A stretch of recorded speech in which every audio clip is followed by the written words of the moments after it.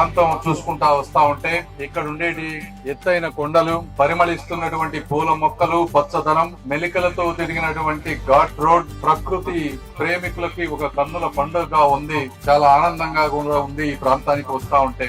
ఆ రోజుల్లో తెలుగు సాహిత్యం, శిల్పకళలు, చిత్రకళలు ఇలాంటి వాటిని ఎంతగానో ఈ ప్రాంతం నుంచి ప్రోత్సహించబడ్డాయి. అదే విధంగా గౌరవ ముఖ్యమంత్రి నారా చంద్రబాబు నాయుడు గారు గాని, పుల్లారావు గారు గాని ఈ చరిత్రను మళ్లీ వెతికి తీసి 2014-19 మధ్య దాదాపు 40 కోట్ల రూపాయలతో ఈ రోడ్లు వేయటం గాని, ఈ ప్రాంతాన్ని అభివృద్ధి చేయడం గాని జరిగింది అని మీ అందరికీ నేను తెలియజేస్తా ఉన్నా. ఈ సమాజంలో ఈ కోట ఉన్నంత వాళ్ళ కాలం తెలుగుతనం అజేయంగా ఉంటుంది.